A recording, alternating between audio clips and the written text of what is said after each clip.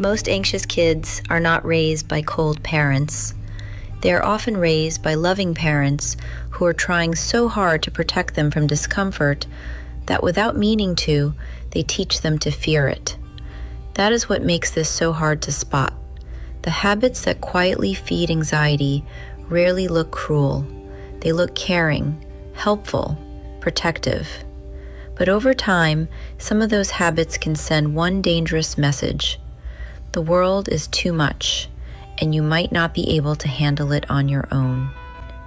The National Institute of Mental Health and the American Academy of Child and Adolescent Psychiatry both describe anxiety as something that can be strengthened by avoidance and other safety behaviors, while Harvard's Center on the Developing Child makes it clear that children build regulation inside relationships and are shaped by the emotional climate around them. Personally, I think this is why anxiety can grow so quietly in good homes. It is often fed by love that becomes fear without realizing it. Here are 7 parenting habits that can quietly raise anxious kids. If you want parenting insights that are emotionally honest, scientifically grounded, and actually useful, subscribe to Baby Cues Decoded. Habit 1. Treating discomfort like danger. Anxious kids are often not taught that discomfort is dangerous on purpose. They learn it when every discomfort is treated like an emergency.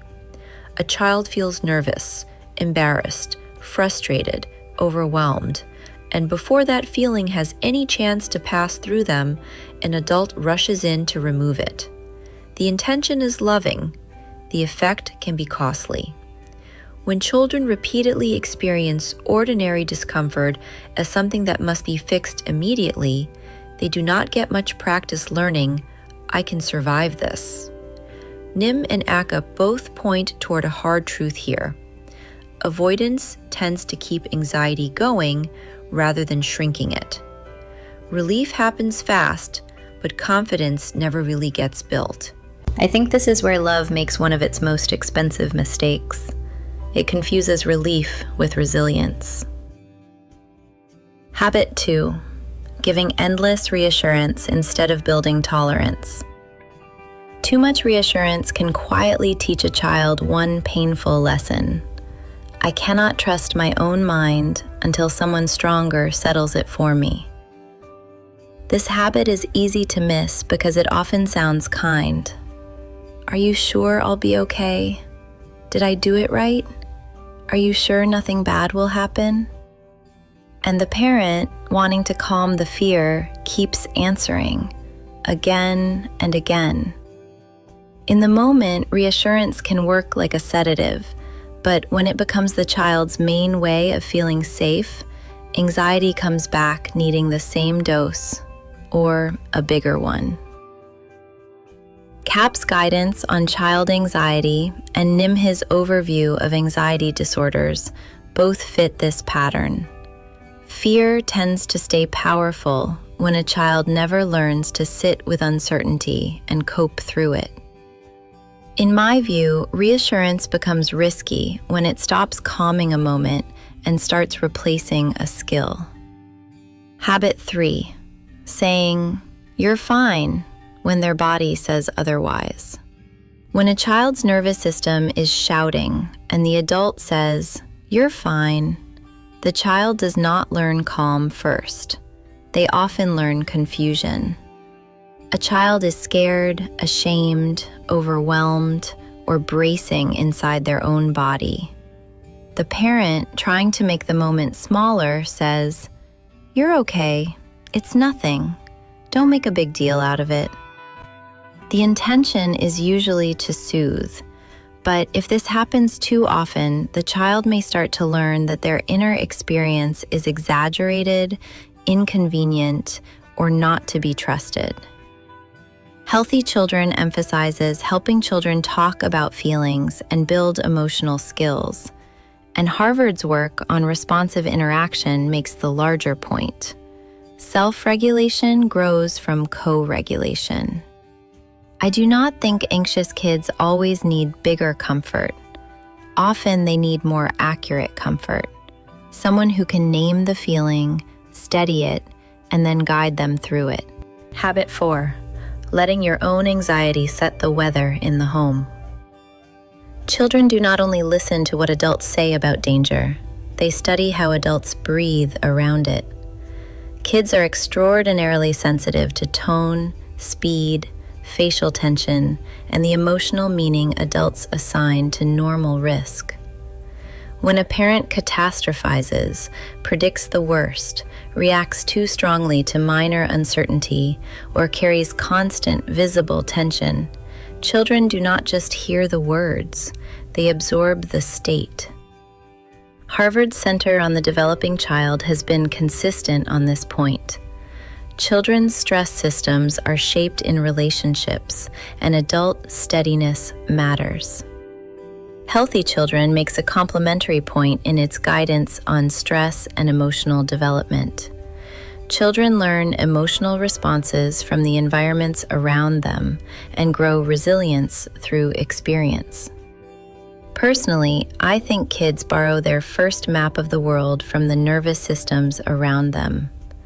And if the room keeps acting like danger is everywhere, the child often starts believing it is. Habit 5. Making mistakes feel too expensive. Anxious kids often do not fear failure because they are weak. They fear it because somewhere along the way, mistakes started to feel expensive. Some children do not panic because the task is impossible. They panic because being wrong has started to feel like being exposed. They hesitate before trying. They avoid what they might not do perfectly.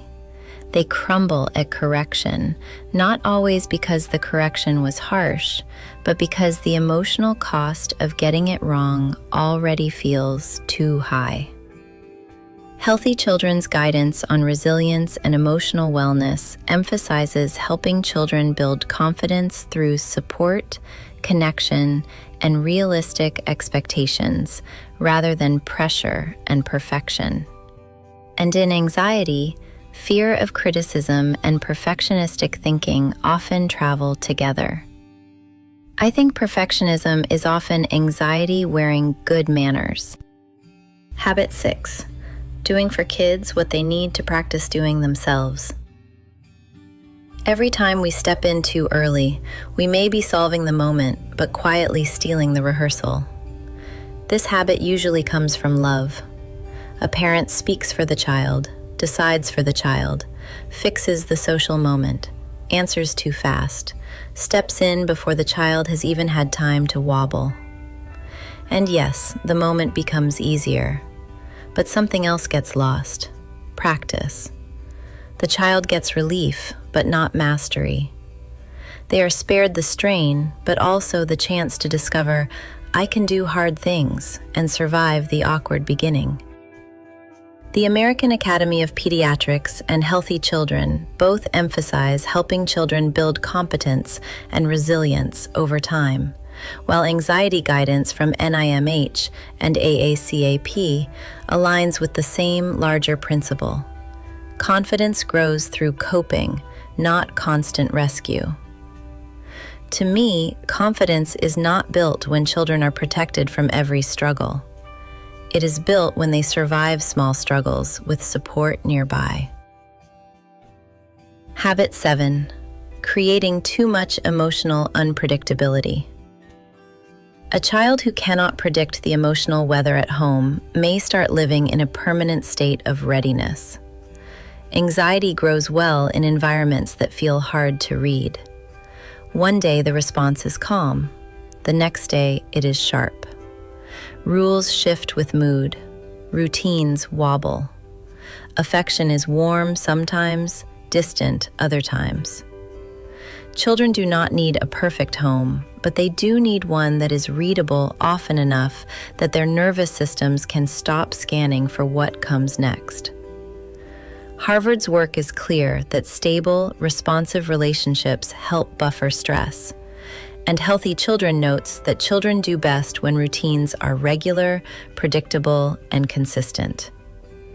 I think many anxious kids are not always scared of one big thing. They get worn down by never knowing what version of the room they are walking into. Over time, watchfulness starts to look like personality, when it may actually be adaptation. This does not mean anxious kids are the result of bad parenting, or that every worried child was made anxious at home. Temperament matters. Life stress matters. Biology matters. School, peers, transitions, and neurodevelopment matter too. This video is about patterns that can quietly strengthen anxiety over time, not blame and not diagnosis. It is an invitation to notice what we may be reinforcing without meaning to. Major child mental health guidance treats anxiety as multifactorial, and developmental milestones or behavior patterns by themselves are not diagnostic tools. So what helps instead? Name the feeling without surrendering to it. Stay calm enough to lend your child your steadiness. Reduce over-reassurance. Stop rescuing every discomfort. Build routines. Praise effort, bravery, and recovery, not just performance. Let your child do hard things in small doses with you nearby. The goal is not to make your child never feel anxious. The goal is to teach them that anxiety is survivable, manageable, and not in charge. Children do not become brave because life never scares them. They become brave because fear stops being the thing that always gets the final vote. Healthy Children encourages parents to help children manage fears by talking with them sympathetically, maintaining connection, and supporting confidence, while Harvard and the AAP both emphasize that stable, supportive relationships and active skill building strengthen resilience. Personally, I do not think the best parents are the ones who remove all fear. I think they are the ones who help children build a different relationship with it. So the next time you rush to reassure, rescue, fix, soften, or step in too early, pause for a second. Ask yourself one harder question. Am I reducing fear right now, or teaching my child they can survive it? And if you want more videos that decode the emotional logic behind everyday parenting, subscribe to Baby Cues Decoded.